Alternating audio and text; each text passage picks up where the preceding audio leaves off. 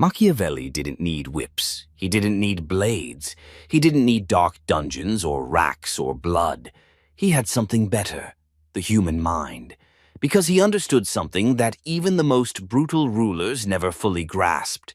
People will give you their secrets, not when they're in pain, but when they believe they're safe. And that illusion of safety? That's what Machiavelli weaponized. He knew that if you push someone hard enough, they'll lie. But if you pull them in just right, if you let them feel seen, validated, admired, they'll hand over everything, their fears, their loyalties, their motives, their deepest truths, all without you ever needing to raise your voice. These are the 7 psychological traps Machiavelli used to extract truth without a trace. And once you understand them, you'll see why the most dangerous man in the room is never the loudest. It's the one who listens, quietly, patiently, and strategically. The first trap is the mirror of agreement. This trap is so subtle, most people walk straight into it smiling. Machiavelli knew people love those who agree with them, not because they value truth, but because agreement feels like validation. So, when he wanted someone's thoughts, he never challenged them directly. He didn't press, he didn't correct, he simply mirrored. He'd say things like, "You're absolutely right, and I've always suspected that as well," or, "That's exactly how I've been seeing it too," or, "I thought I was the only one who noticed that." And suddenly the other person relaxes, their ego opens, they stop defending and start revealing because they think they've found an ally. But what they've really found is a trap. You agree with someone just enough to make them talk more, and the more they talk, the more they reveal. And once you have the information, you can act, pivot, manipulate, or destroy. Machiavelli's brilliance wasn't in argument. It was in extraction through flattery. And the trap works because the victim never even knows it was set. The second trap is the silence that squeezes. Interrogators fill the room with questions. Machiavelli, however, filled it with silence. He knew that when most people say something revealing, they instantly backpedal. They walk it back, reframe it, justify it. Unless you say nothing, the silence makes them anxious. They start wondering, did I go too far? So they keep talking. And in trying to fix their first slip-up, they make 5 more. Silence creates pressure, but not the kind that makes people shut down. It's the kind that makes people spiral because they don't know what you're thinking. The power is not in the pause itself. It's in your stillness, your eye contact, your complete lack of response. You look at them like you already know the answer, and now they feel compelled to fill in the gaps. Use this with discipline. Speak less, watch more, and let the silence break them. The third trap is the distraction of storytelling. If you want someone to reveal their real values, don't ask them to explain their principles. Don't ask what they believe in. Ask them what they've been through. Machiavelli would often open up with small stories, low stakes, seemingly personal, often self-deprecating. "There was a time I trusted the wrong man." Or, "I remember when I was in a situation just like that." Or, "I've made that mistake before and it cost me." It disarmed people. It made them feel like this was a moment of equal sharing. And once they believed that, they began to share too. And in those stories, unguarded, emotional, spontaneous, they revealed what no direct question ever could: who they fear, who they admire, who they resent, who they blame, and most importantly, who they serve. Because stories are where truth hides. And most people, when offered the stage, will expose themselves entirely just to feel heard. Machiavelli wasn't just listening to the story.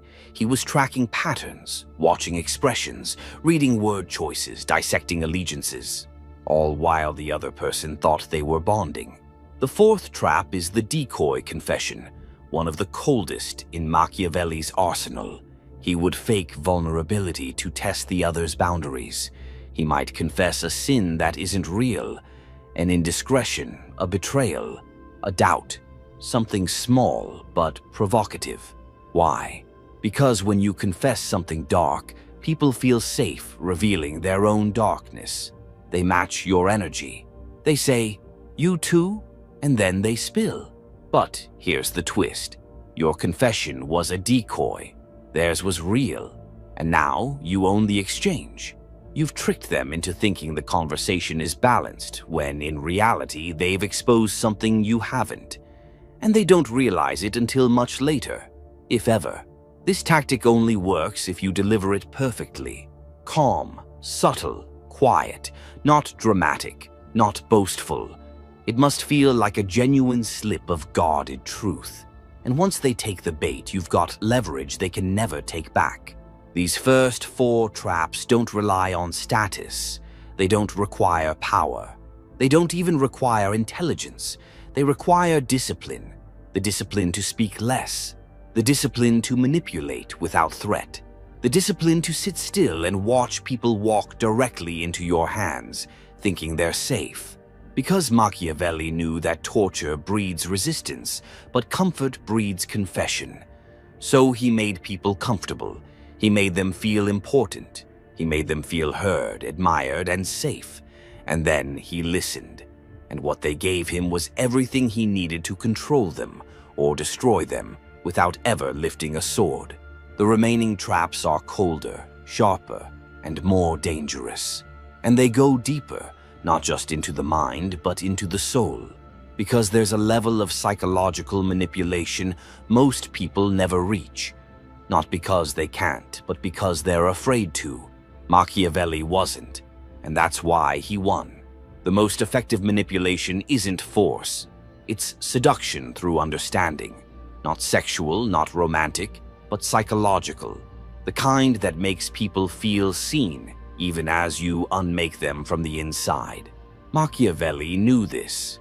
If you can wrap someone in comfort, respect, and curiosity, they will volunteer what others would die protecting. He didn't ask for information, he made people want to give it. That's what the next 3 traps do. These aren't tricks. They are weapons cloaked in warmth.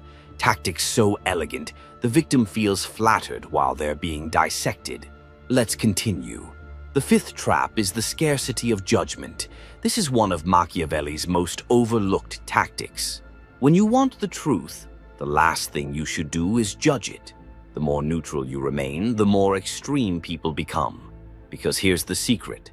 Most people aren't lying to hide things. They're lying because they expect you to disapprove of the truth. So when Machiavelli wanted to know someone's real motives, he didn't confront them with suspicion. He did the opposite. He offered a space without consequences. He'd say, "That's understandable, I would have done the same." Or, "There's a logic to that kind of decision, even if it's dark." Or, "We all make moves others wouldn't understand." To the average man, these words are just casual phrases. But to a manipulator, they're keys. Because when someone realizes you won't shame them, they open, they overshare. They confess sins just to test whether you'll recoil. And when you don't, they lean closer.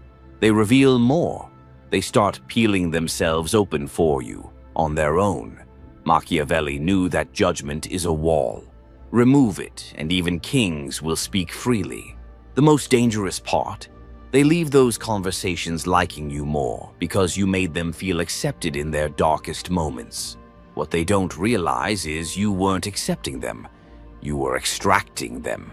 The 6th trap is curious misdirection. When someone suspects you're fishing for information, they go cold, they give short answers, they get defensive, they know what you're after, and they won't give it. So Machiavelli distracted them. He'd ask questions about everything but the target subject. If he wanted to know someone's political loyalty, he'd ask about their opinions on others. If he wanted to know someone's ambitions, he'd ask about their friends' mistakes. If he wanted to know someone's plans, he'd ask about the flaws in someone else's strategy. Why? Because people drop their guard when the conversation isn't about them. Their ego detaches. Their mouth moves faster. They speak truth disguised as commentary. They think they're sharing harmless opinions. But Machiavelli is collecting data, calibrating values, tracking grudges, mapping out loyalties, and once he sees the pattern, he no longer needs to ask the real question, because the answer is already in the way they spoke about others. This trap is lethal because it never looks like a trap. The victim walks away thinking, "What a deep, thoughtful conversation." But what they really had was a confession session disguised as analysis. They gave away everything without realizing they were even being studied. The seventh trap is the power of inverted admiration. Machiavelli understood the secret need of every human, to be respected by the powerful, and this trap flips that impulse inside out. When someone believes you admire them, not just like them, but truly respect their mind, they will perform for you. They will try to impress you even more. And in that performance, they begin revealing far more than they should.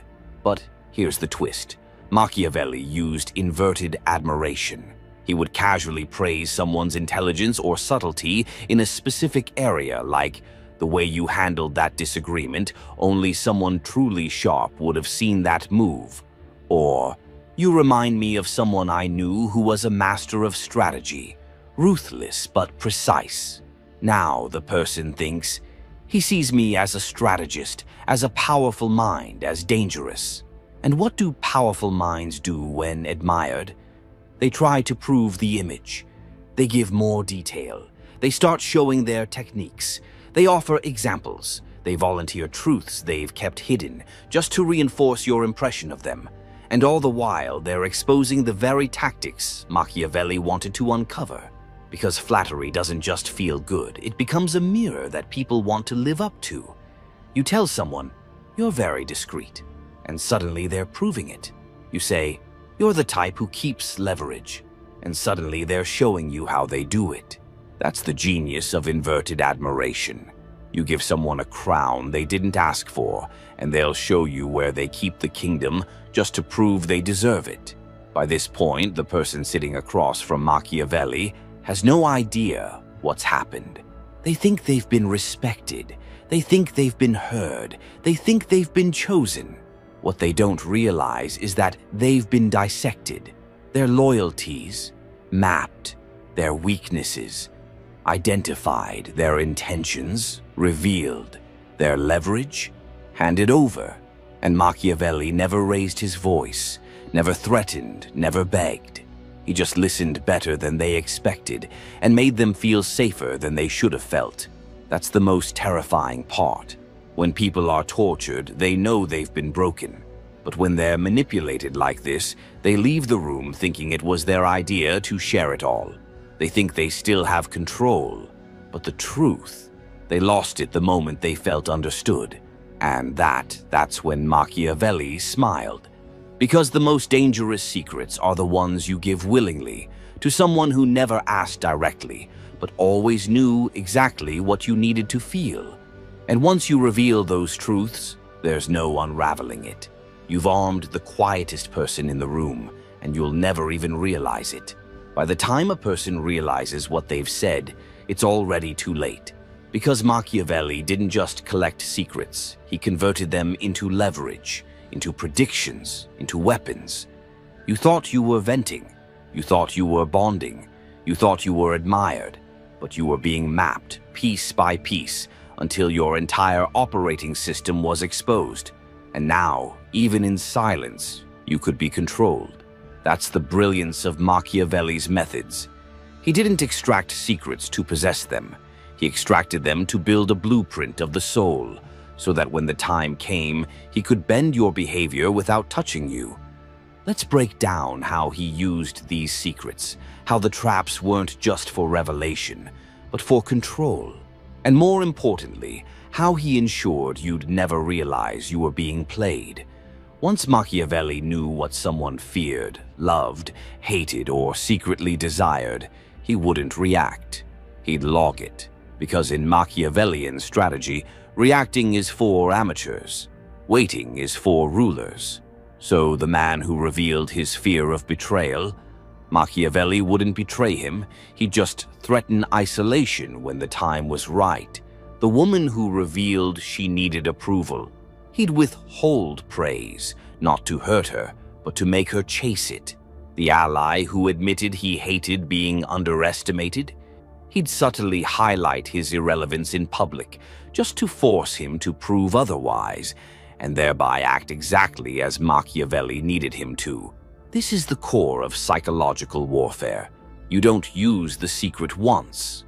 You design a world where that secret controls the person forever. Each of these traps, admiration, silence, misdirection, had one more layer. They left the victim feeling seen. And that's the most effective illusion Machiavelli ever created. He made people feel that they weren't just understood, but accepted. Why is that so dangerous? Because when someone feels seen and accepted, they stop hiding.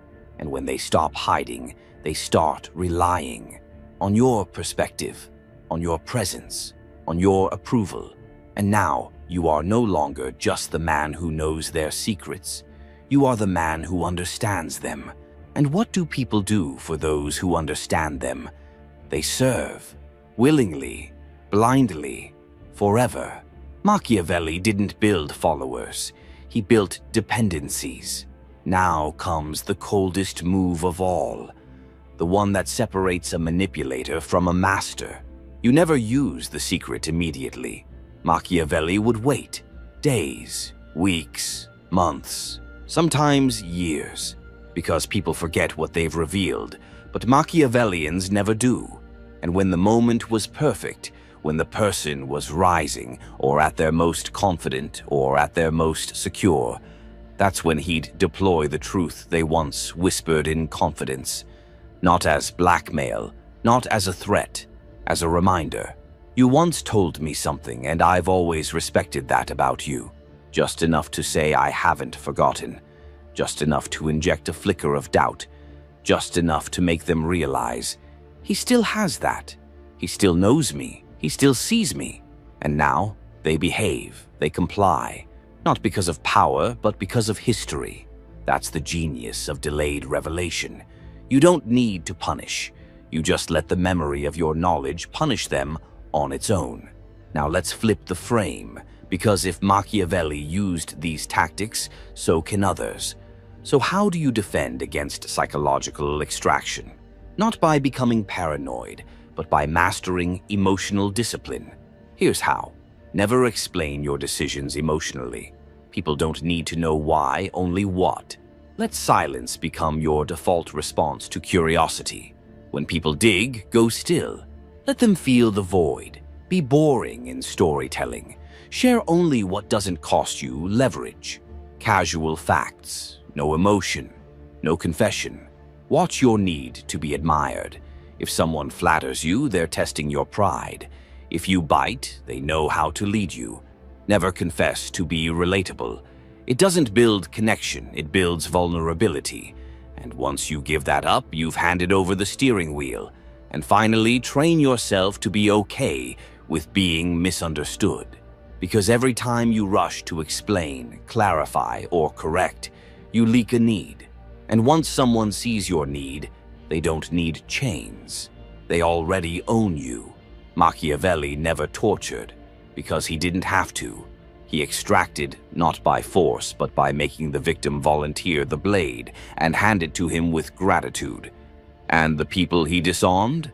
They never suspected it, because they left the conversation feeling admired, feeling seen, feeling special.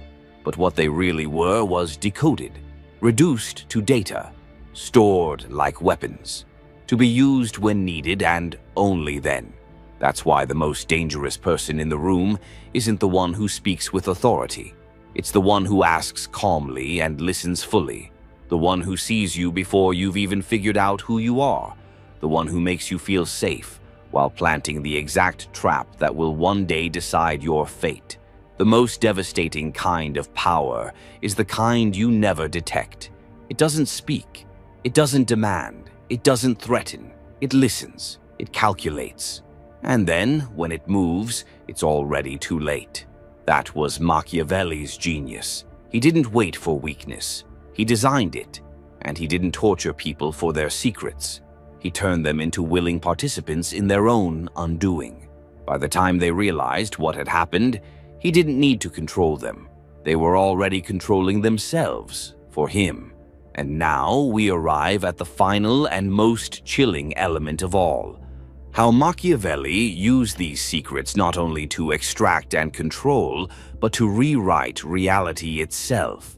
After someone confesses something to you, a strange thing happens in their mind. They assume you now understand them. They imagine a bond, a closeness, a shared truth. They begin to believe that you're like them, or at the very least, that you get them. Machiavelli knew this illusion was golden, because the moment someone believes you understand them, they will begin to seek your opinion. They'll test your approval. They'll reference your past reactions. They'll behave in ways that align with the person you've seen them as, which means you can now do something terrifying. You can slowly reshape who they think they are. They told you they're ruthless. Subtly reinforce it. Of course you made that decision. You've always been 2 steps ahead. They admitted they hate being controlled. You say, it's obvious. You've never been the type to follow blindly. And now they start playing the role you assigned to them. Not because you commanded it, but because you heard it first and reflected it back like a mirror. But it wasn't a mirror. It was a blueprint. And by the time they're walking in it, the floor beneath their feet belongs to you. Once you know someone's secret and you reflect it back to them strategically, you don't need to manipulate their external world. You manipulate the internal one. The cage no longer needs bars. They build it themselves. They limit their words around you. They calculate what they share. They anticipate your reactions. They crave your guidance or fear your silence. You have become their psychological frame, and the frame always controls the painting. This is what Machiavelli truly mastered, not information, not manipulation, but architecting belief, crafting the unspoken rules by which others operate without ever appearing to have done anything at all. That is the highest level of control, and most people never realize it's even happening. You may think, this is historical. That was Machiavelli's time. People are smarter now. Wrong. People are more talkative now, more reactive, more attention-starved, more emotionally impulsive, which means the psychological traps work even faster. Because today everyone is broadcasting their inner world 24/7. The person who listens with discipline, who watches without rushing, who remains unreadable, has more power now than ever before. Because no one else is doing it. They're too busy talking. Let's crystallize everything into 7 laws. These are not tactics. They are principles. If you internalize them, you won't need to interrogate anyone ever again. The first law: make people feel safe, not interrogated. You don't pull information. You open space and let it walk to you. The second law: use flattery as a mirror, not a weapon. Don't praise them for what they want to be. Praise them for what they're hiding. That's how you draw it out. The third law: speak less than you know, but more than you reveal. Let your words suggest depth. Let your silence prove it. The fourth law: time is the sharpest blade. Don't use information too soon. The longer you wait, the more devastating its effect when revealed. The fifth law: confess strategically. Offer small, fake, or outdated vulnerabilities. In exchange, people will offer fresh, real, and dangerous ones. The sixth law: weaponize neutrality. The less you react, the more people expose, because they want to know what you think, and in that effort, they tell you everything. And the seventh law: make people perform their own role. Once you hear their truth, reflect it back subtly until they believe that's who they are. They will start acting accordingly, and you won't have to ask again. This is why Machiavelli's approach still haunts every negotiation, every power dynamic, every closed-door conversation. Because people are desperate to be seen, and once they feel that you see them, they will open their chest and hand you the heart, and they'll do it smiling, because they don't feel broken, they feel understood. But you You're not there to understand. You're there to map, collect, and control. That's what separates the listener from the manipulator, the ally from the architect, the curious from the dangerous. So remember this. The most powerful secrets are never screamed. They're whispered, volunteered, laced with a smile and handed over by someone who thought they were just being real. But the man who listened? He wasn't being real. He was being strategic. And by the time the truth was spoken, he'd already decided how to use it. Not today, not loudly, but quietly, precisely, perfectly, just as Machiavelli would.